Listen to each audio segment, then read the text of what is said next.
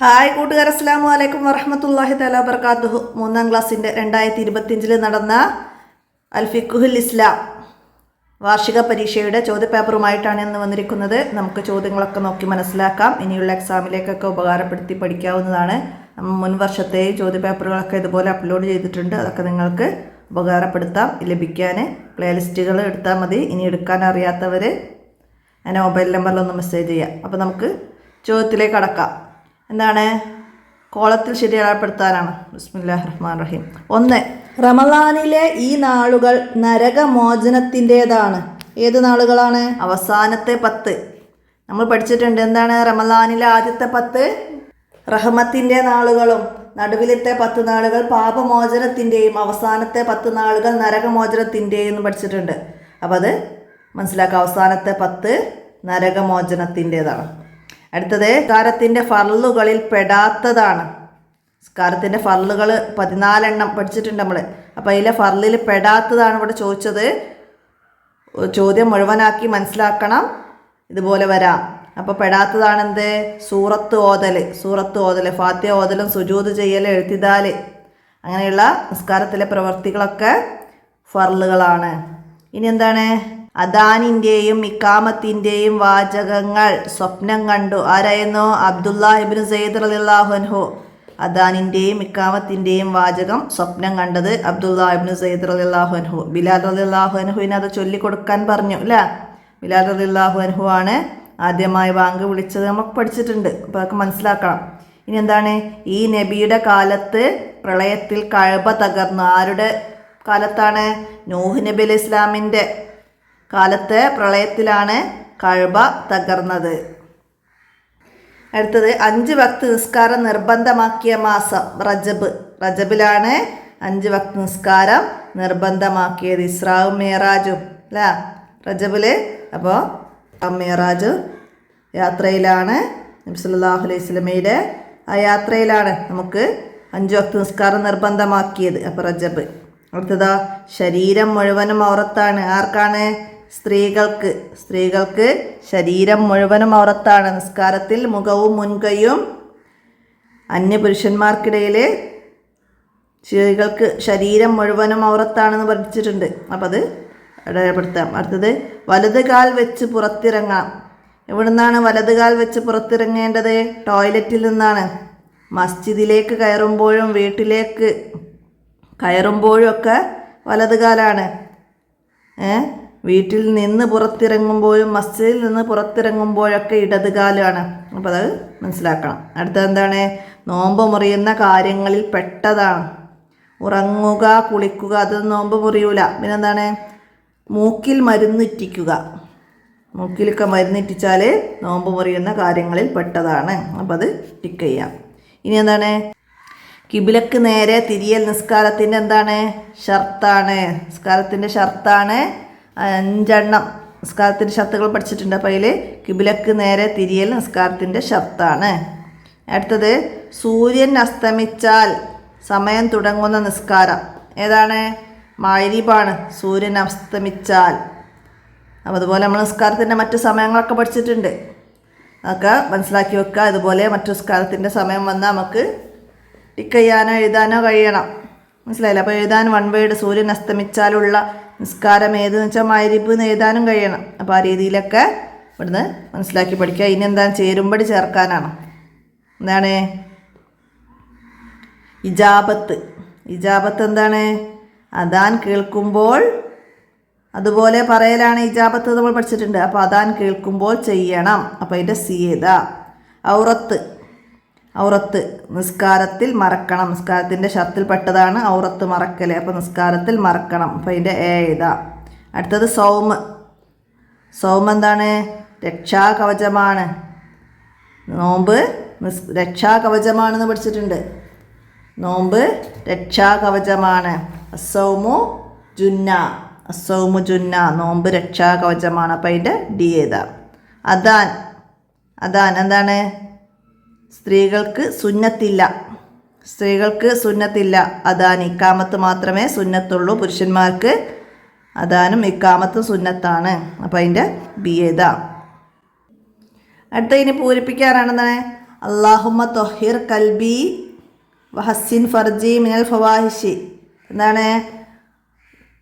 ശൗചം ചെയ്തതിനു ശേഷം അല്ലാഹുമ്മ ത്വഹിർ കൽബി മിനൻ നിഫാഖി വഹസ്സിൻ ഫർജി മിനൽ ഫവാഹിഷി എന്ന് ചൊല്ലാമെന്ന് പഠിച്ചിട്ടുണ്ട്. അപ്പോൾ അത് വിട്ട ഭാഗം പൂരിപ്പിക്കാൻ വന്നത്.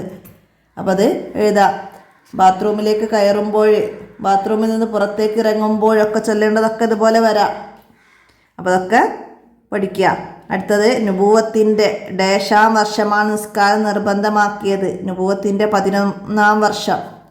നുബുവത്തിൻ്റെ 11-ാം വർഷം റജബ് 27-ാം രാവിലാണ് 5 വക്ത് നിസ്കാരം നിർബന്ധമാക്കിയത്. അദാൻ കേൾക്കുമ്പോൾ ഡേഷ് മരണം മോശമാകും. എന്താണ്? സംസാരിക്കുന്നവരുടെ അദാൻ കേൾക്കുമ്പോൾ സംസാരിക്കുന്നവരുടെ മരണം മോശമാകും. കഅബ കാണുമ്പോഴുള്ള ഡേഷ് സ്വീകരിക്കപ്പെടും. എന്താണ്? ദുആ. കഅബ കാണുമ്പോഴുള്ള ദുആ സ്വീകരിക്കപ്പെടും. റമളാൻ ആഗതമായാൽ സ്വർഗ കവാടങ്ങൾ തുറക്കും. എന്താണ് കവാടത്തിൻ്റെ പേര്? റയാൻ. റമളാൻ ആഗതമായാൽ സ്വർഗ കവാടങ്ങൾ തുറക്കപ്പെടും. റയാൻ എന്നാണ് കവാടത്തിൻ്റെ പേര്.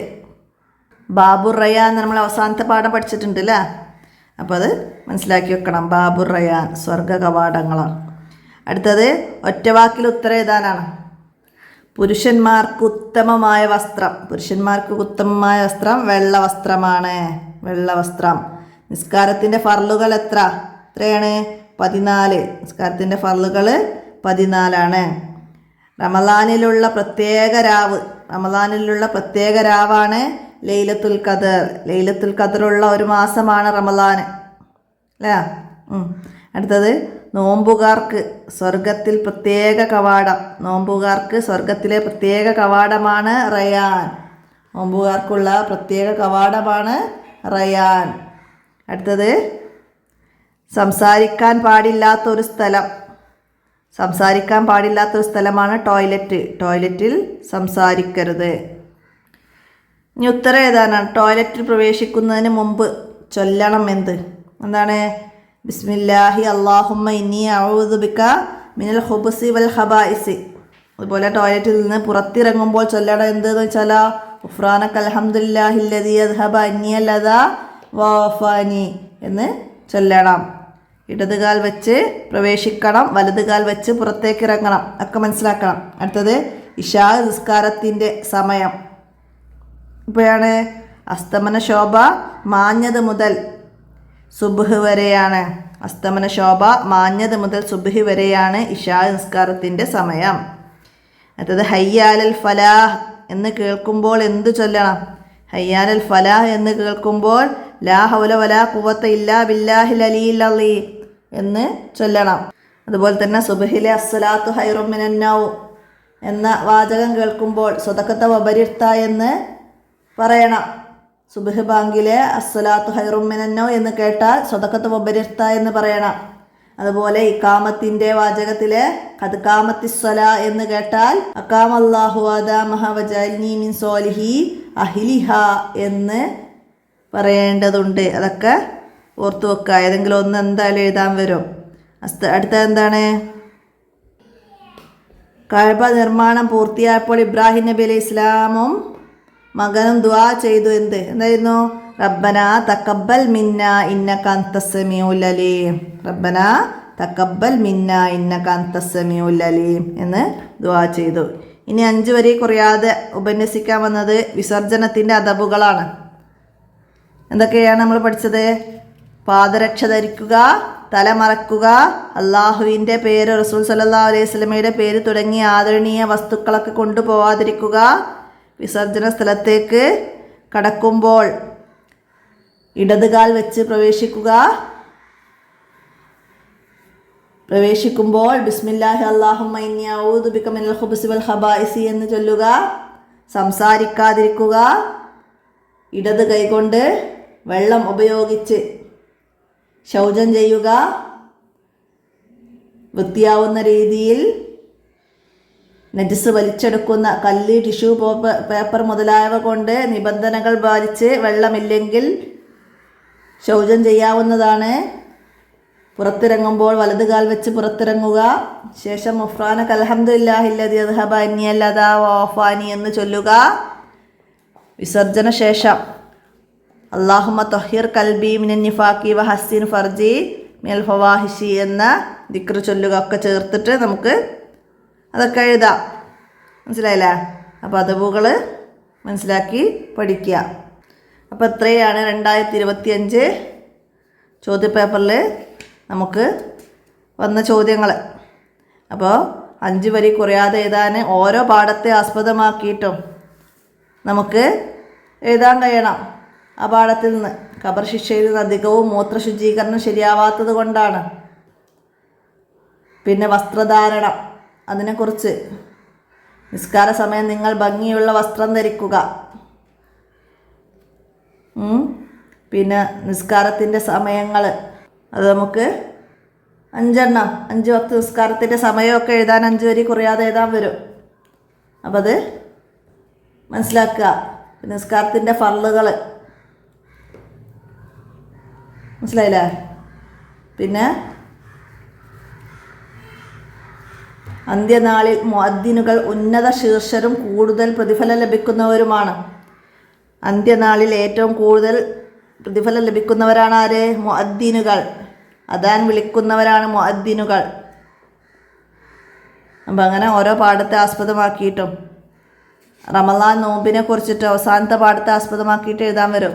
അപ്പോൾ അതൊക്കെ ഓരോ പാഠത്തെക്കുറിച്ച് മനസ്സിലാക്കി പഠിക്കുക, ഉപകാരപ്പെടുത്തുക. മുമ്പത്തെ ചോദ്യപേപ്പറൊക്കെ എടുത്ത് ചോദ്യങ്ങളൊക്കെ മനസ്സിലാക്കുക. ഇതിൽ വരാത്ത ചോദ്യങ്ങൾ അതിലുണ്ട്, 2ലും വന്ന ചോദ്യങ്ങളുണ്ട്. അപ്പോൾ ചോദ്യപേപ്പറുകളാണ് നമുക്ക് ഇനി പഠിക്കാൻ ഏറ്റവും ഉത്തമം. എല്ലാവരും മനസ്സിലാക്കി പഠിക്കുക. അപ്പോൾ ഇന്നത്തെ വീഡിയോയുടെ അവസാനിപ്പിക്കുകയാണ്. അസ്സലാമു അലൈക്കും വറഹ്മത്തുള്ളാഹി.